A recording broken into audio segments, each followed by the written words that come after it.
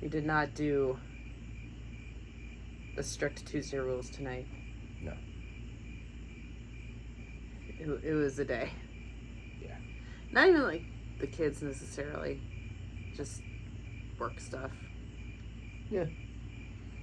I love my job, but this was like the first day except for maybe when I first started, I was still like, really insecure and stuff. But today was the first day in my tenure. Yeah, my 7 years, 7.5 years working here that I was like, just maybe I should just quit. Like, and so I like way blew it out of proportion, I think, but it's still frustrating. Anyway. Yeah. Back here after our long weekend. Got back into the groove more or less last night, but we're still in vacation mode, and I feel like this is kind of tailing off that, and just like it was, like you said, it was kind of a day. So yeah, we'll get back to basics. We will, but for now, we'll just it's fine. It's fine. It's fine. So, Resident Alien. Oh wow. It was an emotional one. It made you feel things.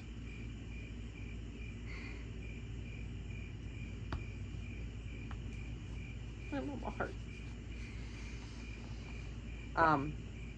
So yeah, just dive right in. Yeah, sure. It was a good one. Season 3. That's still weird. Episode 3. 141 seconds. 545,600 minutes.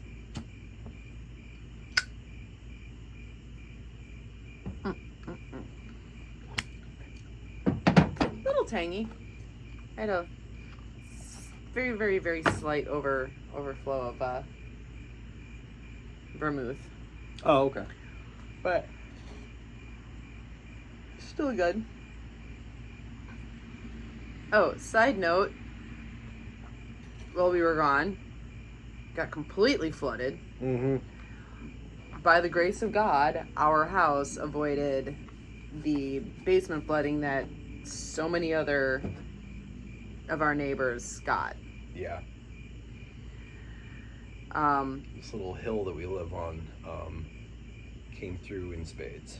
Well, and my mom was wondering, like, why did our neighbors then get flooded? Because she's like, they're right behind you, aren't they, on a hill too?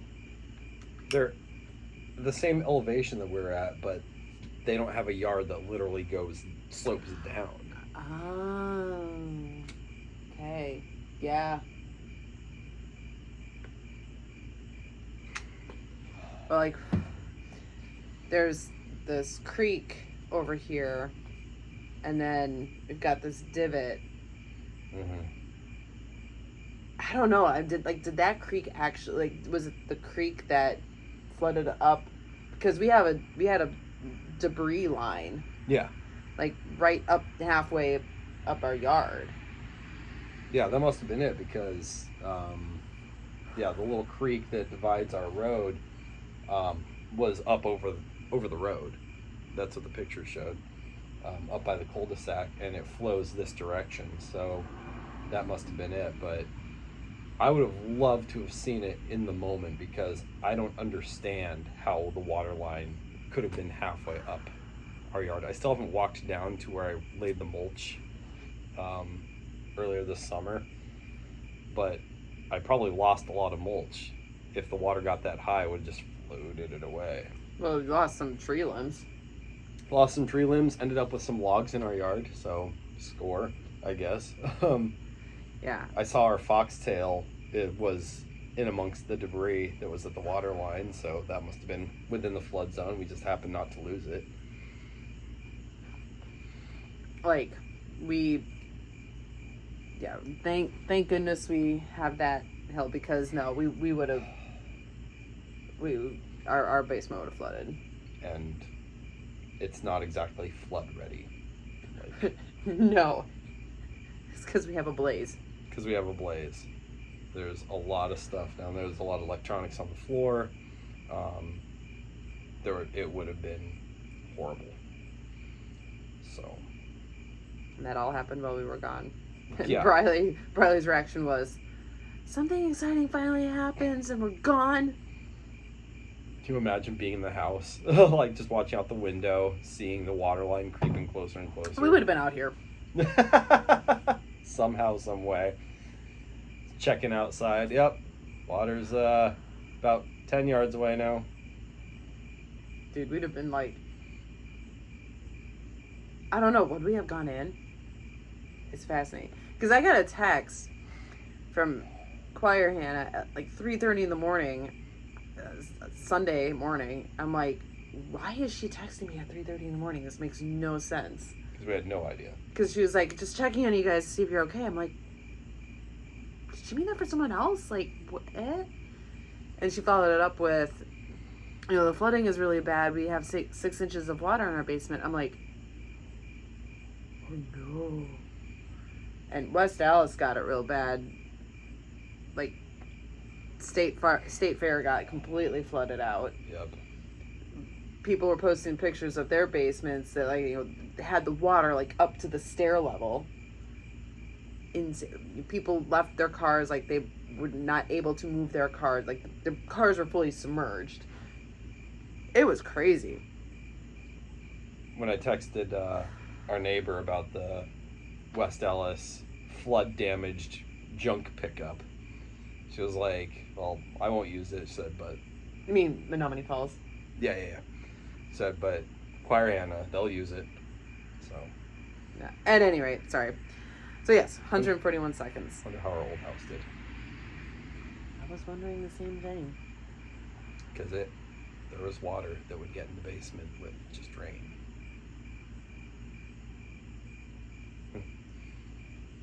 Yeah. Yes, 100. Not our problem anymore. Not our problem anymore. 141 seconds. Then, all the stuff with Joseph, Liv investigating Peter's death. The mayor's wanted to go to Yellowstone. Ben has a great chip in his foot. Now, we see Kate holding a newborn baby girl. She calls her sweet girl, but then a timer goes off and the Greys take the baby away, while Kate begs them to let her remember this time. Ugh. I thought it was a dream sequence, but no, it appears not to have been. Baby. What's The baby was just so cooing in Mama's arms, and then baby gets taken away and starts crying. What's the Grey's angle letting her see the baby like that? Well, and it's like with Roger, right? Mm-hmm. And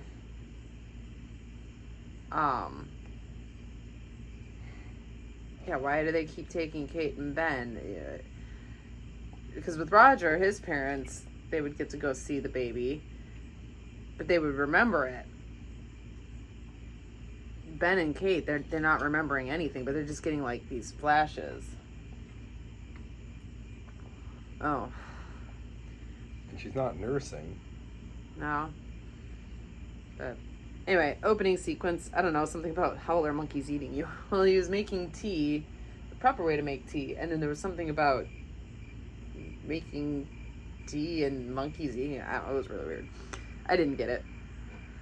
Post credits at the diner, Dan chides Harry for dragging Austin to his alien problems. Austin and Darcy are also there. The ladies defend Harry's actions. Harry muses on humanity's defense mechanism, which is to basically be oblivious to the dangers around them. Huh. Harry has to leave to therapy. Come back. Harry has to leave to therapy with Ben, but Oz tells him Ben canceled therapy for a family trip to Yellowstone. Harry is surprised and leaves in a hurry. Yellowstone. Cut to the cops reviewing footage of Peter driving in his van, and they wonder who the passenger is.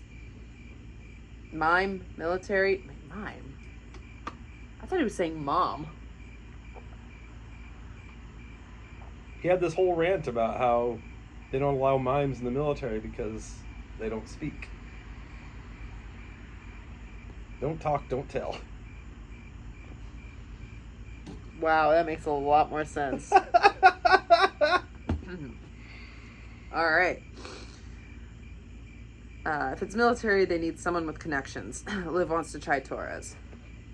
She does. She calls, and Mike writes a note to clarify that he's happy without her. And of course, Liv thought he wrote horny. Horny. Big Black just like...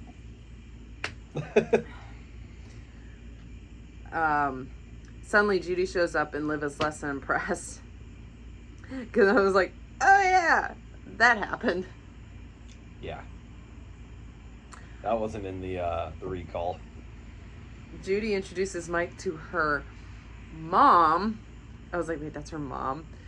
And Judy's like, yeah, everyone thinks your sister. Everyone thinks she's my sister. But no, she's my mom. They're always shocked when they find out there's only 14 years between us. Gosh. Oh my gosh. And now we have some insight as to why Judy is the way she is. Oh my. Just seems to not understand the nature of their connection. Mike begs Liv for help. Nah. Back at the Mayer house, they pack up while Max is confused. Because he's like, why are we going to Yellowstone in winter? It's going to be freezing cold. Harry shows up with bags, saying he will be joining them. It's like, why doesn't he just, like, go himself? He has a car. Probably doesn't know how to get there. He gives him a sob story about how his parents were supposed to take him to Yellowstone. And then died. Max backs up. That's the end of the story. Max backs up Harry. Kate says it's fine. Harry muses that something about the abductions are leading Ben to Yellowstone, so he has to investigate. They get to the hotel, and Max asks Harry why he's really here. Harry doesn't tell him the truth about his father's abductions, which, you know what? Yeah. Yeah. Good call on that one. Yeah, because I was like, oh, he's going to say, I'm investigating something or whatever, but nah, he's like, he doesn't say it, but that's kind of like unspoken thing of, I can't tell Max that his father is being abducted. Yeah. That, especially with Max's newfound alien tracker identity, it would send him into overdrive or freak him out or, no, just mess him up. Like, you can't do that. So props to Harry. Yeah. Good lie that time. Yeah. Might come back to bite him, but... Meanwhile, Kate wants to book a hot massage, but a recent snowstorm prevented the therapist from making it in this weekend. That night, Kate wakes from a nightmare of a baby crying. She thought the sound came from next door. Back at the bar, Judy sings karaoke. Badly. Liv chats with Darcy, who is wearing Bluetooth headphones. Or at least earplugs. Liv asks Darcy to look at the surveillance photos. She recognizes him, but lies and says she's never seen him before. Then she leaves in a hurry. Judy approaches and says she hopes it's not dangerous for Mike and gives her a token. Kisses a napkin. And she's, oh, wait. And Liv is just like, okay. Poor Liv.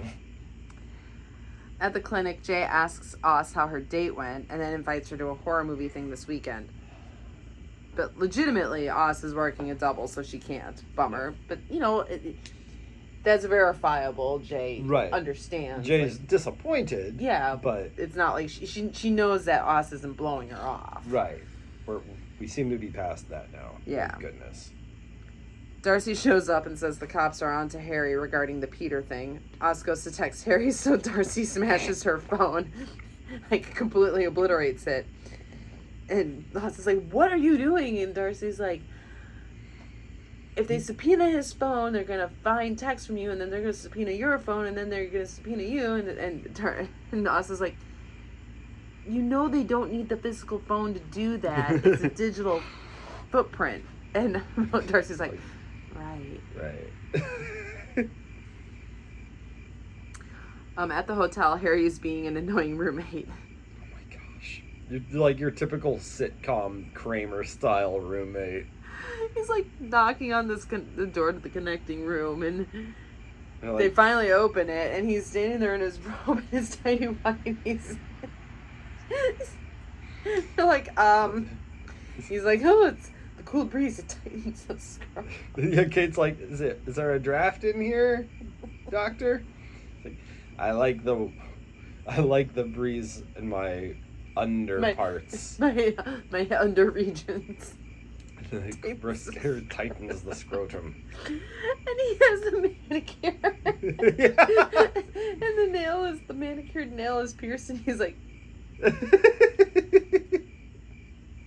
was great. Alan Tudyk. Like, it was just so, like, cringy, but, like, ridiculously funny cringy. Yeah. Because Harry is Harry, I guess. I don't know. But they're lacking amenities due to the snowstorm. Kate says he can join them, and Harry insists Ben use his intuition to decide. Yeah, Ben never makes a decision for himself, though, so it's hard going. So Harry, like, he knows that because of the chip in his foot, Ben was drawn here by something subliminal, so he's insistent that Ben decide where to go, because that'll lead them closer to wherever the Greys are active. But, of course, Ben is Ben, so he's like, I don't know, what do you guys want to do? He's like, no, it must come from you. But they decide to go to Old Faithful. Meanwhile, Oz, Darcy, and Dan check out Harry's cabin. They want to grab the plaid shirt Harry was wearing in the surveillance photo. They can't tell which it was, so they decide to burn all his plaid shirts. Poor Harry. At Old Faithful, Harry muses about Earth's natural disasters. Ben wanders off and buys a random gravel company hat.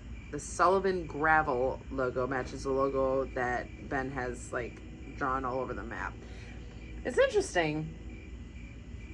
I don't know if there's anything to this, but Ben comes back after Old Faithful's thing, and Kate's like, oh, you missed it. And he's like, I saw it on TV once, I think. It's like, is there, again, maybe like a subliminal reason why he didn't want to see it? It's just weird. I don't know. I feel like it's somehow significant that he missed Old Faithful going off. Yeah, like, coming here was his idea, and he's the sort of guy that would be interested in, you know, these sorts of national landmarks, and his complete disinterest in seeing it, almost to your point, wanting to avoid it. Maybe, especially with what Harry finds later. Oh.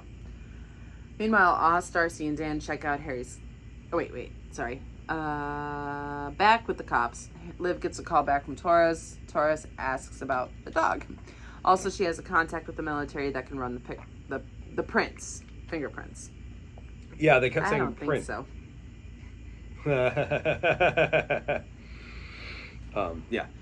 Yeah, I forgot that they pulled a fingerprint from the van. So that's all about. Oh, that's what that's all about.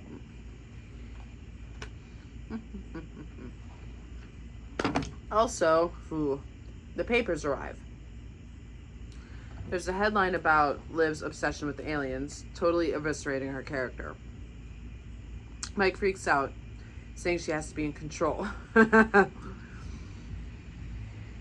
Liv calls him out for his own control, giving him the token from Judy. Mike leaves to talk to Judy.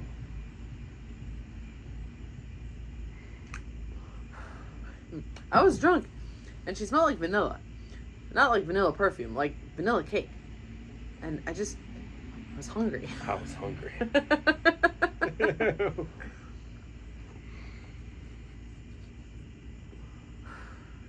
Back at the cabin, Oz and Darcy have a shirt burning and hot cocoa. Darcy says she's glad she knows about Harry. She also insists on staying in charge of the fire, which is interesting. Yeah, I want to take just a quick second. A couple of things that are notably absent from this episode. One is Joseph, and another is, well, I guess you could say McAllister is another, but Darcy's kind of backslide seems like it wasn't present, but she was insistent that she be outside alone. Yeah, so probably. Inside, Dan complains about Harry stealing from the diner. He tells Oz to relax and sit. And by stealing, he means, like, you know, plates and cups and coffee pots. So, like, you just, that kind of thing. Yeah. Not, like, money or whatever. Right, not, yeah. He tells Oz to relax and sit. She feels like she needs to keep looking for signs of the tracker to dispose of. Dan tells her he can relate to feeling like she always has to be in crisis mode. Meanwhile, Harry investigates the gravel company, noting they're working the night shift, and that's weird, and they are all weirdly good-looking. Also, Max stowed away. Harry says he thinks the workers are all gray hybrids. He's going in for a closer look. Cut to Mike showing up at the bar to talk to Judy. He asks her for a word, privately. He tells her he's not looking for a relationship. She pretends to be fine with it, while Darcy looks at the token, she was, like, drawing on a napkin, Mr. and Mrs. Sheriff, and realizes what's going on. Mike leaves, and Darcy goes to talk to Judy. Okay, how did this show make me feel emotions for Judy? And I think it's Darcy as the conduit, right? Because we always see Judy as, like, just annoying. But through the eyes of Darcy, who is a very relatable character, she realizes what's going on. So as much as Judy annoys her, she sees that she's hurting. And whatever else she thinks of Judy, she can relate, and she just goes and gives her a hug. Yeah. Like, she does consider Judy a friend, just like the friend that you only hang out with in very specific situations. Kind of a frenemy sort of thing, but more, more on Darcy's side, because Darcy just sees her as annoying, but Judy actually really does like she thinks that they're best friends. Right, yeah. Right. Good olives. Fresh. Sorry. Cut to Harry breaking into the Sullivan office. He finds a door hatch, and then a portal appears. A worker walks out of it and notices Harry. And I'm like, oh my gosh, she was right. Yeah, Harry was actually correct in his... I was concerned it was going to be like a red herring, like he was going to go and it's just like, he's not going to be what he thought it was. But no, he's correct. So notices Harry, they prep for battle when Max zaps the hybrid from behind. Harry gives him a good job but sends him back to the car while he investigates the hatch. Side note, Max is thriving now without Sahar. Yeah, he is. Like, he's coming through, and has agency, and he's doing well. You're right. He's thriving. Well done, writers. She was fine at first, but she just became too overbearing. And I do agree with what you said. The writers realized that they put themselves into a corner with her. She was way too overbearing, and there was no way to salvage that character without writing her off. Because, yeah, you can't that all of a sudden make her, I don't know. Beta? Yeah. Yeah. So, yeah. So this leads to an underground tunnel system, a massive cavern. Harry muses they've been working on it for decades. And notably with a huge lake in this underground cavern. Well, it's right by Old Faithful. Yeah. Back at the hotel in the morning, Ben microwaves the rocks to give Kate a hot stone massage, and one of the rocks was a turtle. Ben apologizes for this disaster of a trip. Kate says it's fine. Also, where's Max? And this is the morning, And they're like, oh, he's probably at the arcade. And you're like, oh my gosh, what happened? But no, he probably just was at the arcade. Then Kate hears a baby crying and wanders the hotel lobby to investigate. Ben still doesn't hear it. She has vague memories of her abduction. She knocks on her room door and asks to hold the baby when Ben leads her away. Like, yeah. And I was actually wondering, like, was that actually her baby? And the woman holding her was like a gray hybrid or something. Could have been. They're all over the place. I don't know why they'd be in a hotel, but yeah, because the first thing Kate says is that your baby? The woman's like, yeah, but I don't know. Can I hold her? Yeah. That. But there was never any circling back to that. Like, it's not like they closed the door and then, like... we saw behind the scenes or something. Yeah, so I think it maybe just was a random woman with her baby. Probably.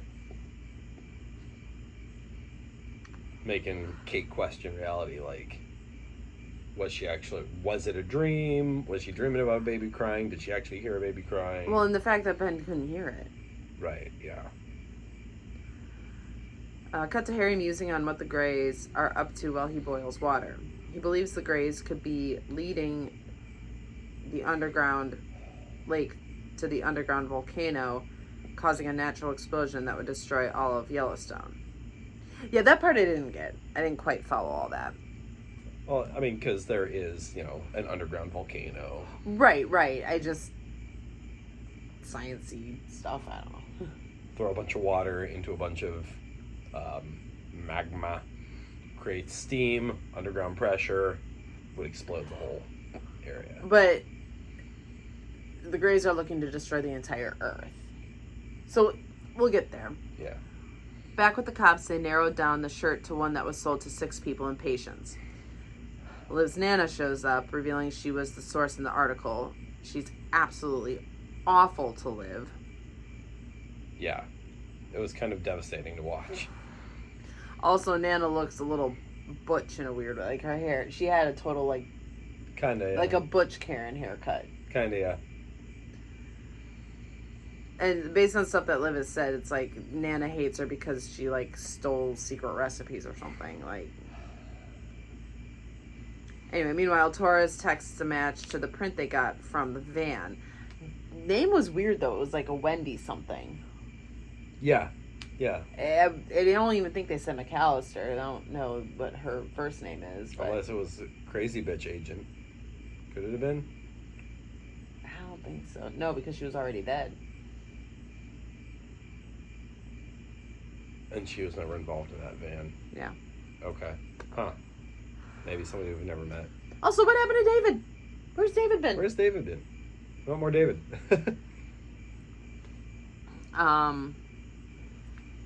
Mike celebrates, but Liv breaks down in tears over her Nana. And Mike, God bless him, man. He does one of these. But it was awkward for him, but he also saw the entire exchange. Mm-hmm. And he's trying to be good. Like, again, I'll say it again. I don't ship these two. No. But they have just this most beautiful platonic relationship. Yeah, because we saw his reaction to the way her Nana talked to her, and he was just kind of like, what the hell? Nobody talks to her this way. Like, I'm surprised he didn't stand up for her.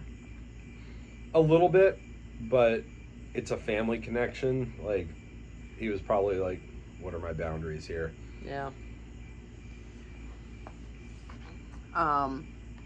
Back at the diner, Harry tells this theory to Austin Darcy, saying they have about a year to stop the Greys. They also fill Dan in.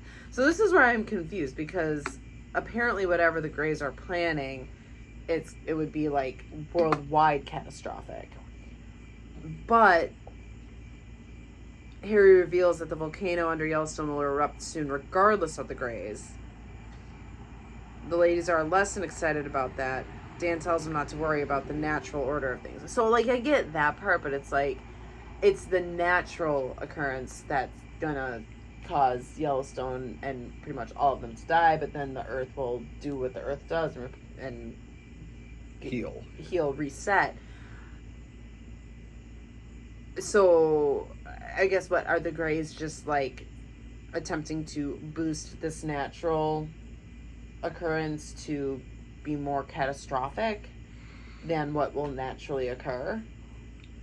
I think it's more of a timing thing, because the Greys will make it happen within the next 3 or year, and I didn't catch the timeline based on the natural order of things, but I think it's like outside their timeline that the volcano will actually erupt and destroy things.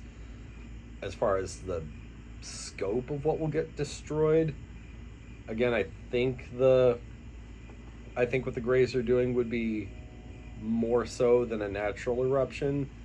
But you also have to wonder, is this like an Independence Day thing where are they operating around other, landmarks or other underground volcanoes or whatever around the world? Oh, okay. All right. Yeah. That can a little bit. Right. Harry muses that human life is only 141 seconds long. Roll credits. When compared to the age of the Earth. Like if the Earth was 85 years old, or it only had a lifespan of 85 years, then each human would have a lifespan of 141 seconds. Yeah. All they can do is appreciate the time they have and live the best life they can. This while we see Darcy bringing Judy a birthday cake, Mike cheering Liv up, and Ben comforting Kate. We end on Harry in his cabin vowing to save Earth from the Greys when a portal opens up in his cabin and a giant bird-like alien walks through it. It's a Plugian, an avian or something. She tells Harry he's being served by the Intergalactic Federation. He did not honor the agreement with the Greys, so he's ordered to leave Earth immediately. And you're in a lot of trouble. Son of a bitch. Son of a bitch. All while he was saying, like, I can save the Earth from the Greys. Right. So maybe that's why we didn't see Joseph. Maybe he was reporting Harry or something. I don't know. But I don't know that he has that kind of... No, you're right. He doesn't have, connections. He bounced because he's a hybrid. He doesn't have that...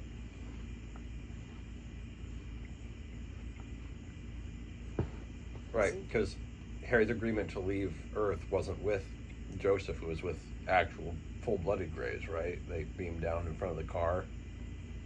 No, Joseph was the one that gave him the keys to the pod where he sent off his kid, but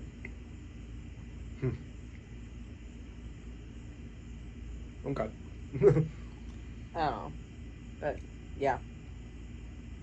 The baby stuff, man. Ugh. Yeah. Really starting to feel for Kate. And it's nice that Kate and Ben are okay right now. We're not dealing with this resort BS anymore. Just people supporting each other is nice. Yeah. Well, and the fact that there is this kind of other big story going on with them with their baby, and does this have anything to do with Max being able to see Harry for who he is? The only other person who has been able to see aliens for what they are was also abducted. But at the very first episode, Harry had said it was a DNA, a genetic mutation, only certain members of the population can see them for what they actually are. But is that a genetic thing, or is it due to... Right, I mean, as we know, mutations can happen from radiation exposure, that sort of thing. So exposure to alien things. And again, Makes sense. I ask, did the same thing happen to Max? Yeah. Yeah. Because if Ben has been getting abducted since he was a kid without knowing it, you know? Mm-hmm. So, yeah. And again, I really wonder if when Liv saw that spaceship when she was a kid, Ben was there. did time freeze? She didn't realize that time froze. Did he get abducted then? Right. I don't know. I hope we get these answers. Ah. I would like to think we will. I'm not sure. Yeah. We've got this season, and then there will be one final season. Yep, it just ended. Well, it did end, or they announced that next season. No, they said the thing I saw said that the last episode airs on the 8th. Oh wow. So it already aired. I haven't seen. It must not be a huge show because I haven't seen like any Yahoo articles that are like shocking finale of Resident Alien or anything like that. So that's good. But I'm assuming they knew it was ending and Yeah, did it properly. the thing I saw said that they wrote it in a way to wrap things up in case they got canceled. But they also maybe kind of left the door open for maybe a longer project down the road. A Serenity or Yeah. something to that effect. Anyway, all right. Well, cool. Yeah. See you Friday. For Twisted Metal. Yeah.